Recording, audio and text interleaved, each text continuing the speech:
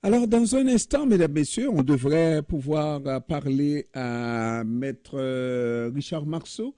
Alors, s'il n'est pas là, on parlera avec quelqu'un d'autre. Des groupes juifs, en fait, demandent plus d'efforts pour lutter contre la haine.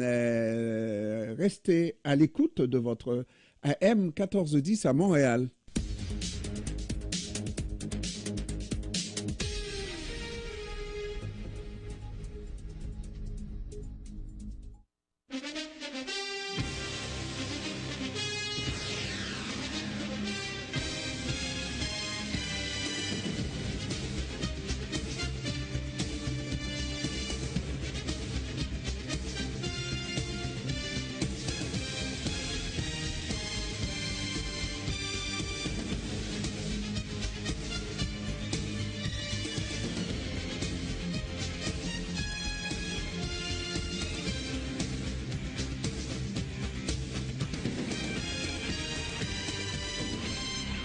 Alors, comme nous l'avons annoncé, nous avons Maître Richard Marceau, qui est vice-président aux relations externes et avocat conseil du CIJA.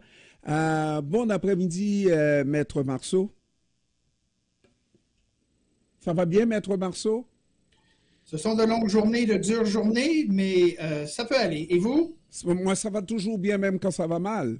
Vous savez, ça va toujours bien. Et aujourd'hui, vous devriez embouteiller ceci et le vendre. Je pense que ce serait un produit très prisé par la population générale. Ouais. Et aujourd'hui, notre dernière émission, cette émission-là, donc, je vais avoir un petit peu de répit, n'est-ce pas? Mais on va pouvoir vous suivre, même si on n'est pas en fonction, là, je ne sais pas, pour cette émission, on va suivre, parce que des groupes juifs demandent un peu plus d'efforts pour lutter contre la haine, il va sans dire l'antisémitisme, parce que ça commence à prendre vraiment des proportions vraiment incontrôlables. C'est des proportions qui sont non seulement incontrôlables, mais c'est des proportions c'est aussi un phénomène qui devient violent. On se remet quelques temps en arrière, si vous le permettez, des écoles juives qui ont reçu des coups de feu, une synagogue qui a reçu un cocktail Molotov, des appels à la bombe dans d'autres écoles au Canada. Et on a vu en fin de semaine dernière des arrestations qui ont été faites à Ottawa pour des activités terroristes, avec utilisation possible d'explosifs. Nous sommes très reconnaissants envers les forces de l'ordre qui ont su arrêter ceci, mais ça aurait pu être très, très dangereux. Et c'est le phénomène qu'on voit à l'heure actuelle qui inquiète beaucoup, non seulement les gens de la communauté juive, mais je pense l'ensemble de la population qui ne veut qu'aucun groupe soit l'objet de haine ou de terrorisme. Non, mais en principe, nous ne regardons pas un groupe en particulier, nous regardons une situation qui est inacceptable. C'est une violence avec la... Alors, je pense que nous avons un problème de l'autre côté. On va essayer de résoudre ça, Maître Marceau, parce qu'il y a une situation, j'ai deux personnes qui me parlent. On va prendre une légère pause. On vous revient pour la suite, mesdames, messieurs. Dans un instant, ça sera toujours avec Maître Richard Marceau.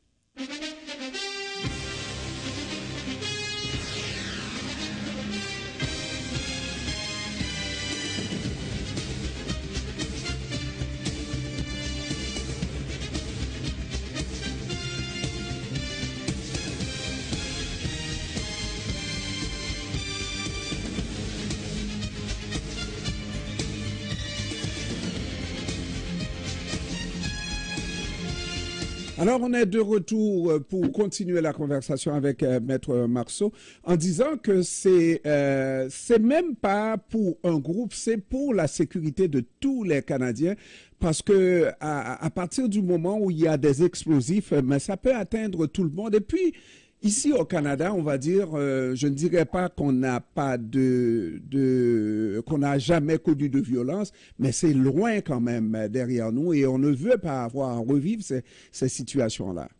On ne veut pas vivre ces situations-là, en effet. Dans ce cas-ci, d'abord, tous les groupes doivent être protégés. Tous les individus au Canada doivent être protégés. Aucune personne, et là-dessus, je suis d'accord avec vous, ne devrait faire l'objet de violences, de terrorisme, de menaces, etc., etc. Ce qu'on a vu, et vous me faites venir ici pour parler au nom de la communauté juive, et c'est ce que je tente de faire, c'est cette tentative d'intimidation et pratiquement d'intention meurtrière qui vise la communauté juive. Et on a vu aussi, et ce n'est aucunement mon but de tomber dans les Olympiques victimaires, ce n'est pas mon style, ce n'est pas le style de la communauté juive. Et je dirais par contre que les chiffres qui ont été publiés par la police de Toronto qui montrent que depuis le 7 octobre dernier, donc depuis l'attaque du Hamas sur la population civile israélienne, 53% des crimes haineux à Toronto ont visé la communauté juive qui représente 3,6% de la population de Toronto. Encore une fois, ça ne veut pas dire que d'autres groupes ne sont pas visés, ça ne veut pas dire que d'autres groupes ne méritent pas d'être protégés. Je dis simplement qu'au nom de la communauté juive, c'est évidemment un des chiffres que je regarde et je présume que c'est la raison pour laquelle vous m'avez invité pour dire que ce genre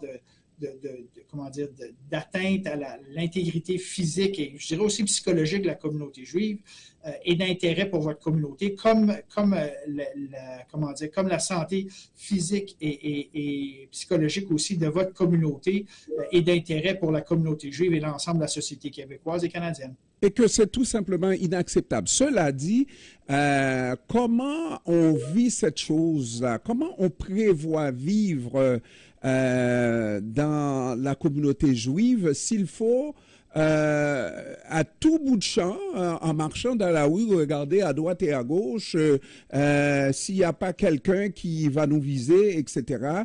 Est-ce que moi-même, comme juif, je vais aller aux synagogues en portant mes accoutrements pour la prière, etc. Est-ce que je ne risque pas de me faire tirer dessus? C'est des questions à se poser. Les gens sont inquiets, les gens se sentent assiégés, les gens se sentent menacés. La sécurité autour des institutions juives a été haussée de façon assez importante. Les forces policières, nous en sommes très reconnaissants, patrouillent de façon intensive autour des institutions juives. Et c'est important aussi. Mais quand des écoles sont tirées, là, si vous voyez les cours d'école des écoles juives, vous verriez que ça ressemble presque à des prisons parce qu'il y a des barrières des clôtures qui sont hautes pour assurer la protection des enfants parce que, évidemment, pour tout parent, tous ceux et celles qui nous écoutent et qui sont parents savent que ce qui est plus important pour tout être humain, c'est évidemment ses propres enfants. Donc, il y a une inquiétude, il y a une crainte et il y a un désir de voir l'ensemble de la société être en solidarité avec nous, comme on essaie d'être en solidarité avec d'autres groupes lorsque ces groupes-là sont sous attaque. Maître Marceau, je vous présente la réalité de cette guerre Hamas et Israël.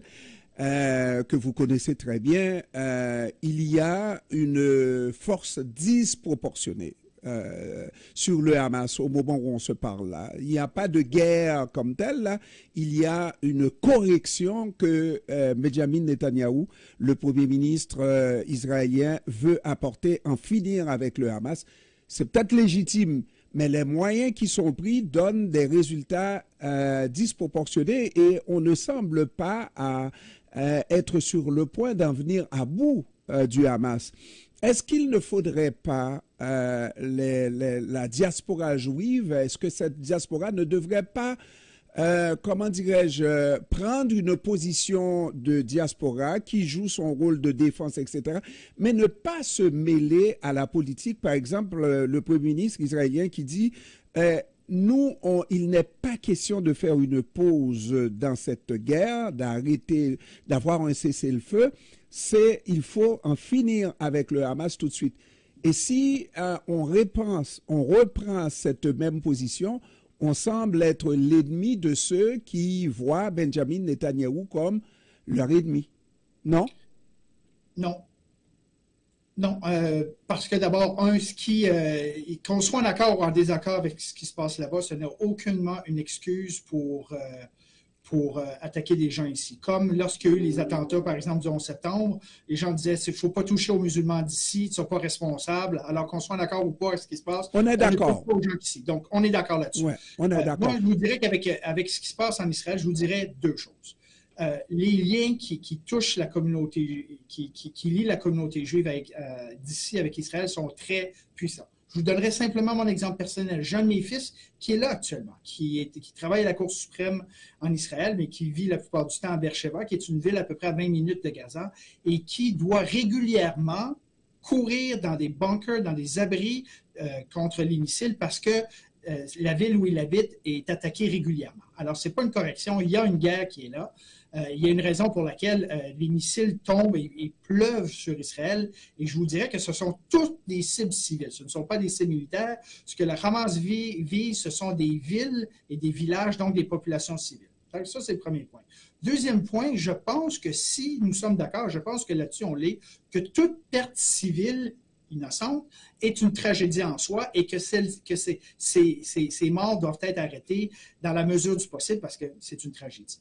Ce que le Hamas a dit, et vous n'avez pas à me croire, vous pouvez évidemment consulter les médias à cet effet, et que ce qu'ils cherchent est un état de guerre permanent entre les Palestiniens et les Israéliens, et que s'il avait la chance de recommencer les activités comme il l'a fait le 7 octobre dernier, il le ferait. Donc, ce que ça veut dire, c'est que toute fin de conflit qui laisse le Hamas en place à Gaza veut dire qu'à un moment donné ou à un autre, ce genre de conflit va arriver. Et ça, moi, je ne veux pas ça, ni pour les Israéliens, ni pour les Palestiniens. Alors, je souhaite, oui, un cessez-le-feu, mais ce cessez-le-feu ne peut venir qu'après le démantèlement du Hamas, parce que sinon, on va se retrouver dans la même tragédie, et ce n'est bon pour personne. Et je vous comprends, effectivement, sauf que de ma compréhension, nous sommes au jour 75 de cette guerre, on évalue à 20 000 personnes, presque toutes des civils qui ont été tués dans Gaza, et puis on ne fait pas une publication de membres du Hamas pour dire c'est peut-être dans 6 mois qu'on va en finir avec le Hamas, c'est peut-être dans 2 jours, c'est peut-être parce que ça va faire beaucoup plus de civils tués que de membres du Hamas. Bien, plusieurs choses. D'abord, sur le chiffre, je nous invite tous collectivement à faire attention parce que les chiffres viennent du ministère de la Santé du Hamas qui, souvenons-nous, est le même ministère qui avait dit que, souvenez-vous, là, autour du 17 octobre dernier, qu'il y avait eu un hôpital qui avait été attaqué par un missile israélien qui avait eu 500 morts. Or, il n'y a pas eu 500 morts. 2, l'hôpital n'a pas été attaqué parce qu'il tient encore debout. Et 3, ce n'était pas une attaque israélienne, mais bien une roquette palestinienne qui est tombée. Donc, faisons attention avec les chiffres. Deuxième chose, quand les chiffres sont distribués, c'est quand même surprenant qu'ils sont identifiés par le ministère de la Santé du Hamas comme tous des civils. C'est comme s'il n'y avait aucun membre du Hamas qui sont tombés, alors qu'on sait très bien que plusieurs ont en effet été tués dans les opérations militaires. Donc, cette qualification que ce sont tous des civils, 20 000 personnes, je suis complètement en désaccord avec vous. Troisième point, la guerre urbaine est une guerre qui est terrible. Vous le voyez par les images et ça me fera plaisir de les partager avec vous. Les tunnels qui ont été construits, incrustés dans les institutions civiles, dans les hôpitaux. Il y a un directeur d'hôpital qui pas plus tard qu'hier, qui a avoué être lui-même membre du Hamas, un brigadier général du Hamas, et qu'il avait utilisé son propre hôpital pour faire des activités terroristes, qui, en droit international, rend l'hôpital une cible militaire potentielle légale. Alors, on voit le genre d'ennemis qu'Israël doit combattre. Et c'est un ennemi pour qui ses propres civils ne comptent pas, parce que pour le Hamas, plus il y a de morts palestiniens, plus l'opprobre tombe sur Israël et plus ça sert son agenda. Et c'est ce qui, moi, me donne le plus mal au cœur, c'est de voir que des pauvres civils palestiniens qui méritent mieux sont utilisés comme ça par le Hamas qui devrait normalement les représenter. Et ça, s'il y a une chose que je ne pardonnerai jamais au Hamas, en plus des attaques contre les civils israéliens, c'est ceci. Mais moi, j'ai hâte d'entendre le mot de la paix, n'est-ce pas? Le mot de la paix. Peut-être que certainement qu'on ne peut pas, comment dirais-je, prétendre que les choses vont changer tout de suite, mais à un moment donné, il faut prévoir la paix dans cette région, surtout qu'il y a des civils qui sont tués de part et d'autre. On n'est jamais pour ça. Et Maître Richard Marceau, surtout à la veille de Noël, vous êtes vice-président aux relations externes et avocat conseil de CIJA. Alors, je vous souhaite et je souhaite à votre communauté de passer de belles fêtes. On ne dira pas joyeux Noël parce que vous ne fêtez pas Noël. Ça, je l'ai compris. De belles fêtes de fin d'année et puis de nous revenir en 2024 en santé, d'avoir une communauté juive à Montréal vraiment en paix et sécurisée.